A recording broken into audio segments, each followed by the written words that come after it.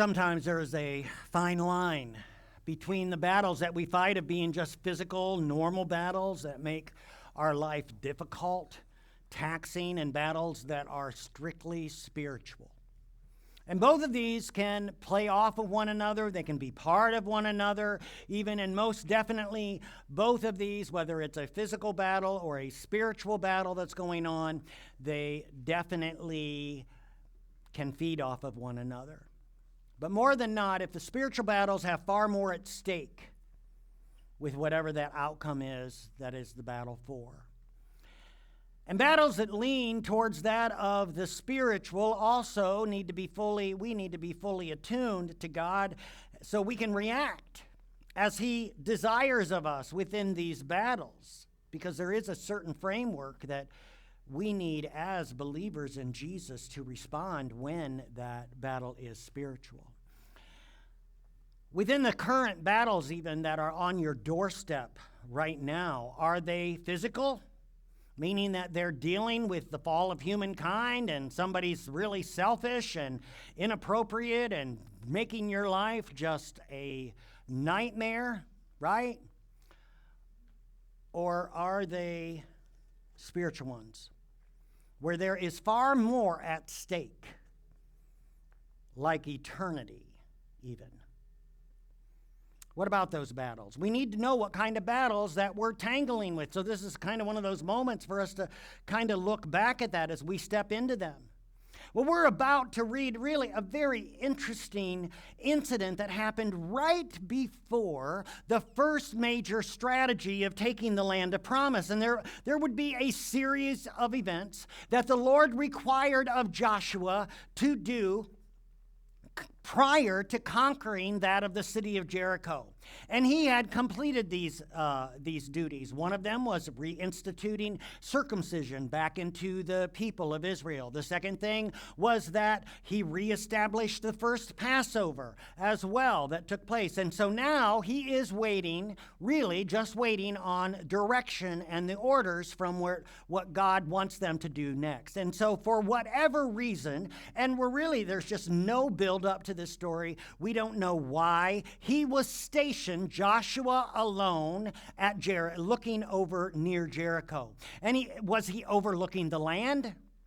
Was he waiting on some form of a revelation? Was he in prayer during that time? We don't know. But what followed was that of an astounding work that Joshua was about to come face to face with the commander of the Lord's army himself. And so it says, when Joshua was near the town of Jericho, he looked up and saw a man standing in front of him with a sword in hand. And Joshua went up to him and demanded, "Are you friend or foe?" "Neither one," he replied. "I am the commander of the Lord's army." And at this, Joshua fell with his face to the ground in reverence. "I am at your command. What do you want your servant to do?"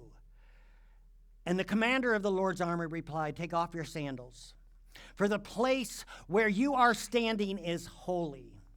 And Joshua did exactly as he was told. So on the surface of this very strange, this is a strange interaction to some degree. In fact, this is all of the story that there is. There is nothing else that I've eliminated. There's nothing else explained. And so what we find is Joshua alarmed as he sees a man, and who wouldn't be, drawn with a sword. And he asks the question, and that question goes unanswered. And then what happens as we overlook all of this? That question goes unanswered. He really doesn't give a straight answer, and the scene ends with worship and obedience. And that's it. Did you catch that? The commander's response, we discover that although they are physically going to take Jericho, his presence there reveals there is something more happening, which is going to be spiritual. And although Joshua's question, it's logical, wondering if he was for or against him, the commander's lack of a direct answer instead of bringing more questions, what did it do? It births worship. It births where he dropped to his knees and then took off his sandals. And it's strange. It's a strange story. Evidently, once this is said, he doesn't need that answer. Because Joshua has learned through so far of all of his years of following God that he's trustworthy. That's what he's learned. This is why he's been even elevated to this position. Because he believes in his God. And in particular, if this is the Lord's commander, more questions weren't needed. Instead, worship and obedience was. Many times, we want answers before we move on to something that God is calling, right? We do. We want to have a confirmation. We need to know every little thing before we're going to commit to whatever it is. So we tell ourselves that. And Joshua, well, he could have dug his feet in. He could have demanded, even after that answer of the man's title, that I still want to know, where do you stand? Are you with me or are you against me? But instead, Joshua humbled himself. And notice as well, he asked, how can I serve you? Instead of demanding that answer. It's a beautiful picture of Joshua's relationship with God, but also of how even when answers don't come, he is still willing to serve. What does that say of us? What does that say of our own response or our go-to response when maybe we're faced with even vague answers? Are we still willing to serve God even though we don't know what the outcome is? Are we willing to step forward even though there is great risk ahead? Joshua had just led the people to build monuments of remembrance for what God had done for the Israelites. And now he's personally revealing that he trusts God completely by his worship and without any other answers. And what makes the timing of this so interesting is God was about to reveal very unconventional plans on how for him to lead and take the city of Jericho. Because this was going to be a spiritual win. Not acting upon any military might or strength or wisdom, but on their own faith in the matter. That's what this was about. They're moving forward. They're taking the city in faith. It needed to be determined, though, before the battle even happened. Where did Joshua's allegiance lay? You see, he had to take himself and all of his military experience off the table. And Joshua was going to be required as well as the people to submit to this plan and the trust of him, which they have no idea what this is yet. His way of doing things, although it would have made complete sense the way that Joshua would have led such a battle as a warrior, God had a different agenda. And this critical moment before even revealing the plans to the very people, it had to be settled between Joshua and God that he would do what the Lord asked. And this is probably one of the greatest overlooked aspects of spiritual battles, where we are willing to take ourselves and our ways and our thoughts and our purpose off the table and simply say, what do you want me to do? What does this look like? What are you asking of me? You know, if we're involved in such a battle, we must be willing to follow what he wants, even when, folks, there may not be any direct answers given as to what we've even asked. And we have to surrender our own thoughts, even though maybe the way that he's going to be leading us makes zero sense. And we need to have that moment before such spiritual battles that we ourselves, I want you to hear this, we ourselves have been conquered by God and are surrendering our own wills to him, because that's what he wants. He wants, and always does, wants to conquer us and our human nature and the way we act. And this may indeed be one of the many missing elements in a life of victory, unfortunately, for so many. Because they've not been submissive, or they've not allowed themselves, hear this, to be conquered by God and do what he tells them to do as they move forward.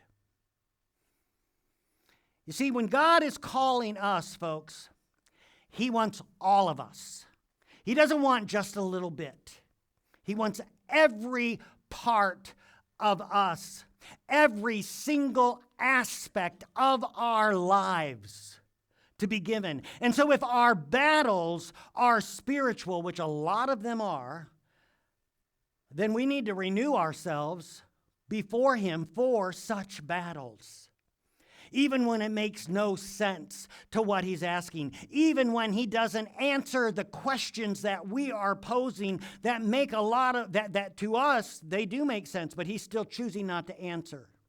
So let me ask you, within the current battles that you are fighting now, does this speak to you?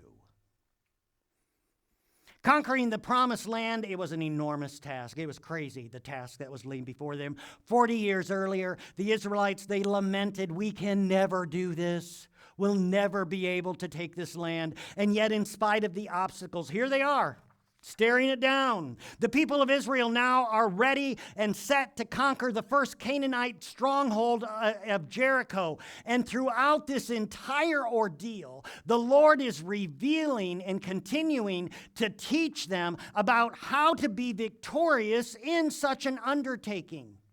And so what does it say? Now the gates of Jericho were tightly shut because the people were afraid of the Israelites. No one was allowed to go in or out. But the Lord said to Joshua, I have given you Jericho, its king, and its strong warriors. The Canaanites, well, they'd considered Jericho to be this of an invincible city, meaning had been built. Jericho had been built thousands of years before Joshua, and it was one of the oldest cities of the world at that time, and was also known as a fortress. The walls stood 25 feet high. They were 20 feet thick as well. So when it states in the opening of Joshua 6 that the city was tightly shut up, it would have been impenetrable by the enemy. Soldiers stood on the top of the walls where they could see for miles of anyone fast approaching them. So there's no doubt Jericho is on full alert. We got a little bit of that from how Rahab's interaction with the spies had gone. And from a human perspective, this would be hard, if not impossible, for a battle. Why? Because the Israelites weren't necessarily trained warriors.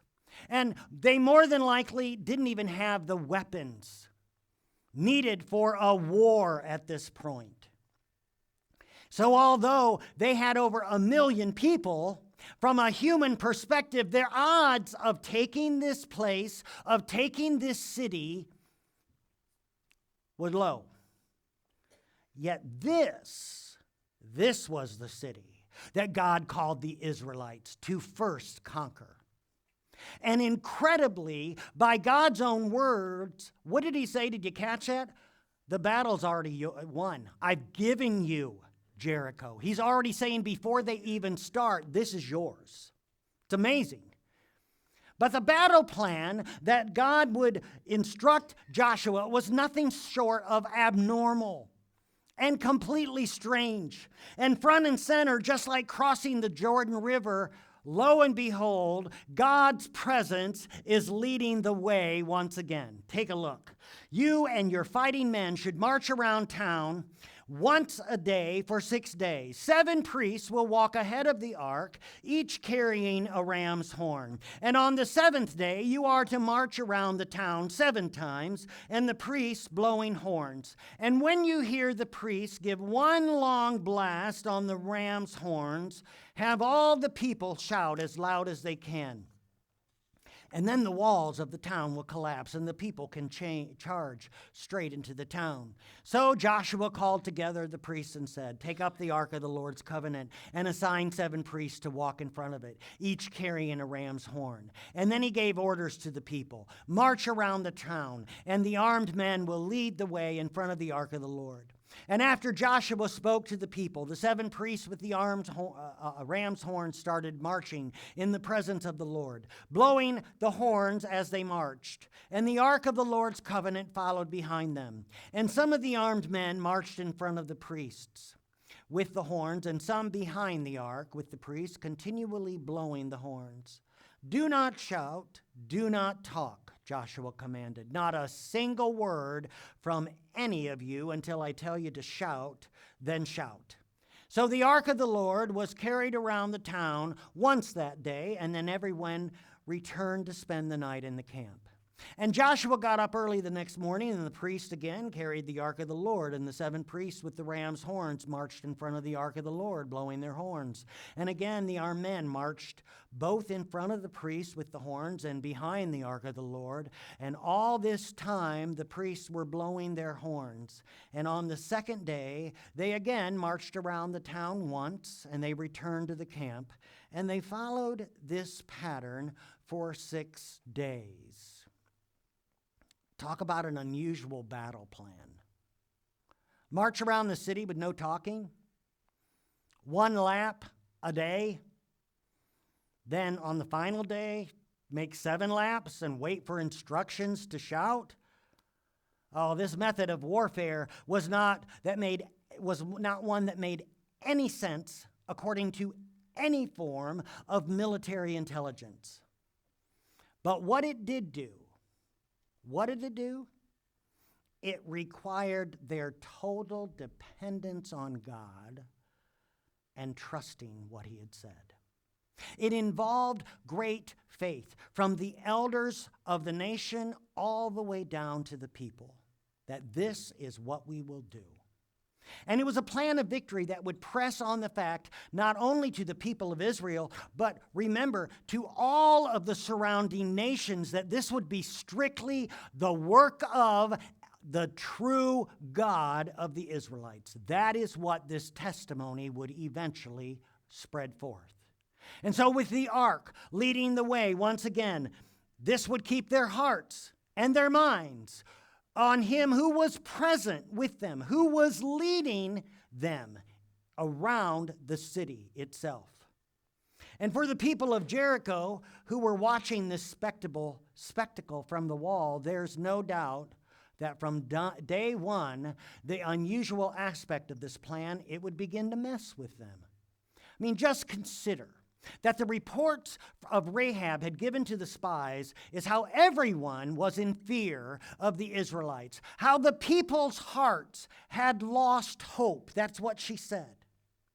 Think about when the word was carried to the surrounding kings, the entire mass of Israelites had crossed the Jordan on dry ground. Chapter 5 speaks of how their hearts melted and no longer had courage. It's not hard to imagine that God's battle plan would have been unnerving to all of the population of Jericho itself.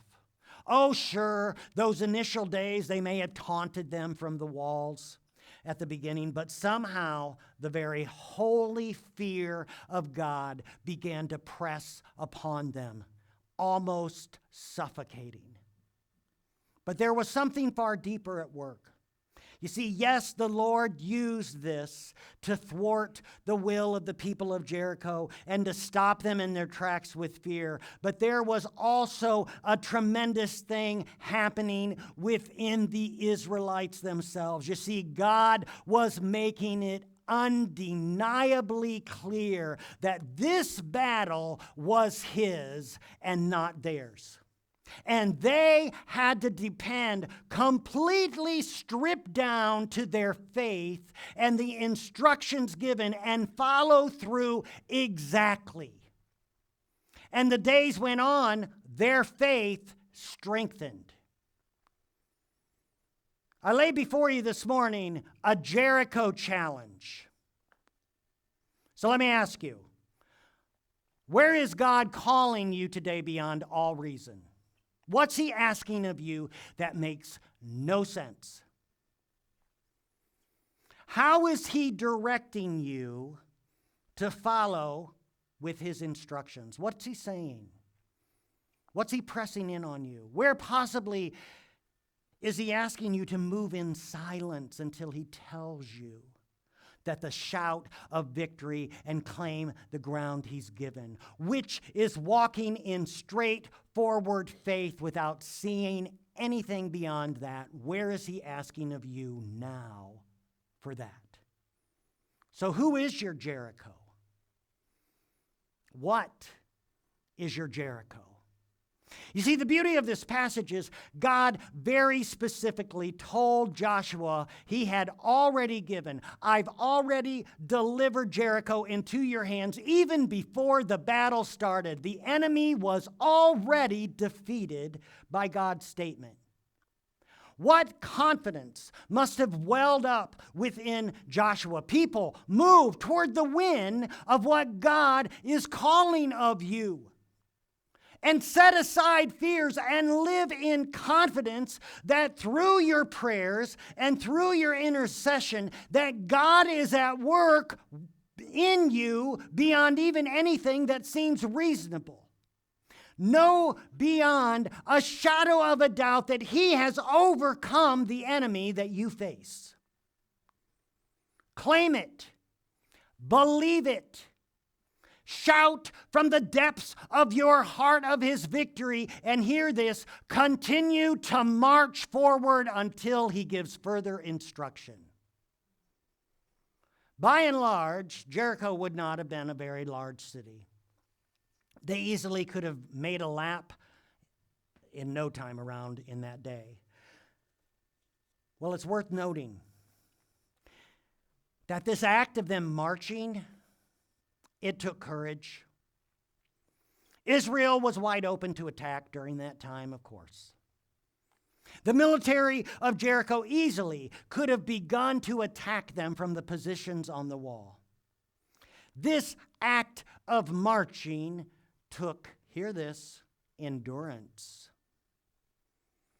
They had to persist in something that may not have made a lot of sense. And finally, this act of marching revealed their helplessness.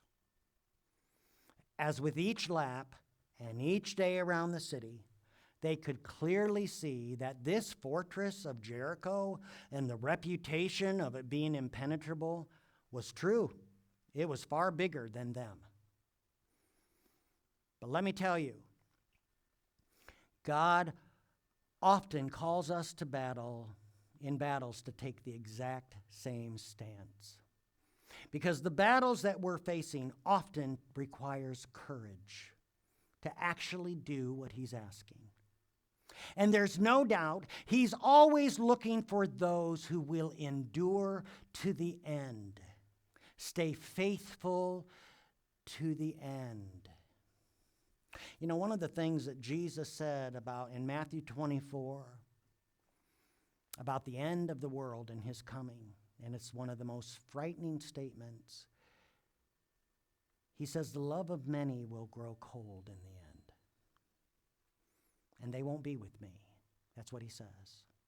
You see, there's an endurance that needs to continue in our faith walk with him and what we believe, and not give up and not quit and not become disillusioned by something, but faithfully endure even when it's requiring us to go on and on to some degree, the same thing, different day. And yes, God's call to battle always exposes our helplessness. But this is key, because in the end it will bring the greater glory that we have had to rely on Him and not ourselves. So who is your Jericho? What is your Jericho? And if you're currently in a battle of some form, honestly feeling some of these same ways, I remind you today, folks, that there is more at stake in this battle than you may think. Stay the course. Eternity for some of what you are battling is on the line. Stay the course.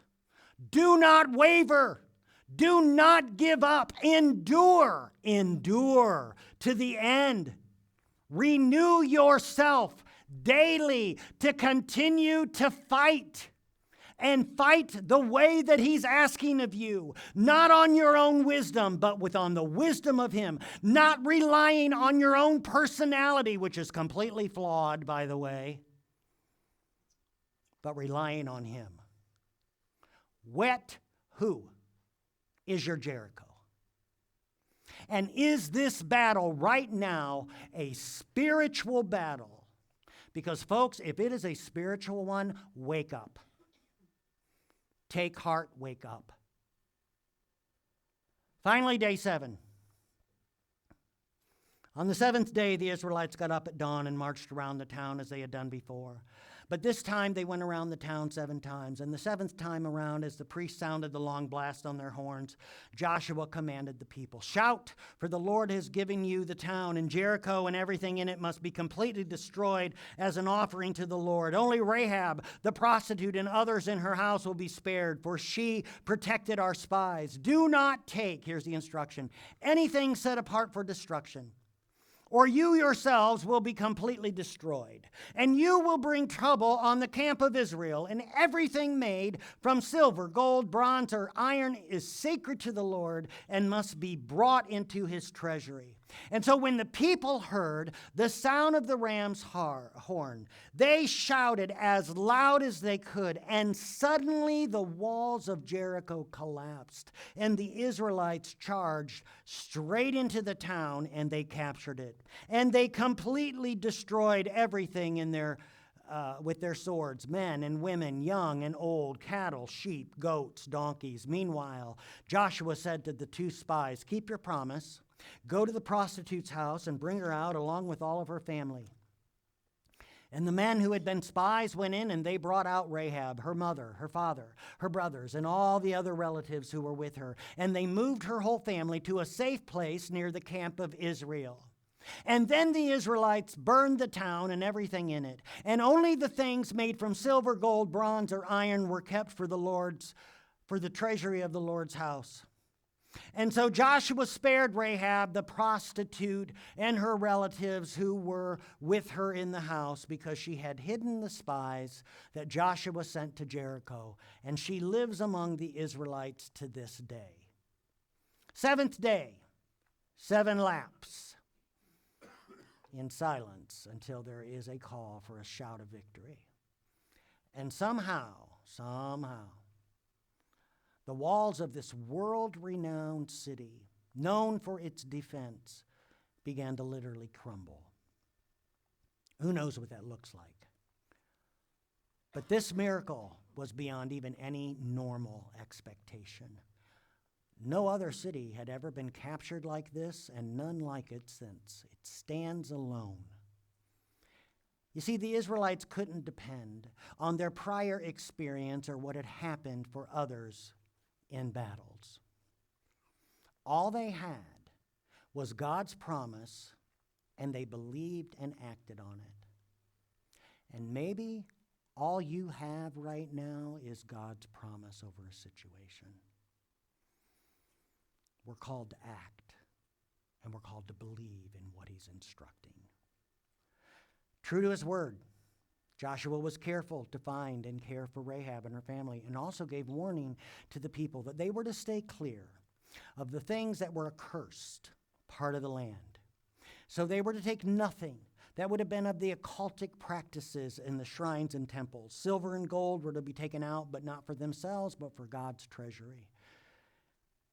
Now, the elephant in the room, for some in particular in this day and age, it may seem harsh that they went in and they completely destroyed the city. But this was because of the greatest sins of all the Canaanites were spiritual. And here's a specific word from God that's found in Deuteronomy to what the people of Jericho actually were like and what they actually did. And this was 40 years earlier when these words were given. So you want to talk about evil generations of people. Here it is. And what they did and how they practiced was astonishing. So what does it say in Deuteronomy? It says, when you enter the land the Lord your God is giving you, be very careful not to imitate the detestable customs of the nations living there. For example, neither sacrifice your son or daughter as a burnt offering, which is what they did. And do not let your people practice fortune-telling or use sorcery or interpret omens or engage in witchcraft or cast spells or function as mediums or psychics or call forth spirits from the dead. Anyone who does these things is detestable to the Lord, and it is because the other nations have done these detestable things that the Lord will drive them out ahead of you. But you must be blameless before the Lord your God. For the nations you are about to displace, they consult sorcerers and fortune tellers, but the Lord your God forbids you to do such things. So yes, the judgment of this city, well, it may seem harsh because it was harsh. It was harsh. But we also need to recognize that at different times, God would command throughout the Old Testament for his judgment to pass. It happened through armies is used, this situation and even the judgment of Sodom and Gomorrah. But in this, there came a point where God would finally act against the evil and against the corruption of the Canaanite nations. And he did this all the while of fulfilling the promises that he had given. God said in verse 2, I've given you the city. And it is clear that God gave, but Israel had to take obedient, persistent faith. And this is what he needs from us, a persistency in our following of him and going and doing what he asks of us. Is the battle that you are currently in a spiritual one? If our singers would come back up. There's no doubt battles are part of life. And there's no questions that our own battles are on the spiritual level because so much more is at stake so much of the time than even we realize. And so maybe you're finding yourself in one. Today is just a reminder of this great story for each of us in our own way to stay the course. For each of us to stay committed to the things of what God has asked of us, even when it doesn't necessarily make a lot of sense. And today is a reminder that God promised victory to the people. And he lays out victories for us to grasp hold of and lean into even before they've come. Stand with me. Heavenly Father, thank you for this tremendous story and a reminder this day of the battles that we have, and that so much of them are spiritual. I pray, Father, that you take this story, apply it to our lives today. May we chew on this and think through this and recommit ourselves to you with whatever our own Jericho at the moment is.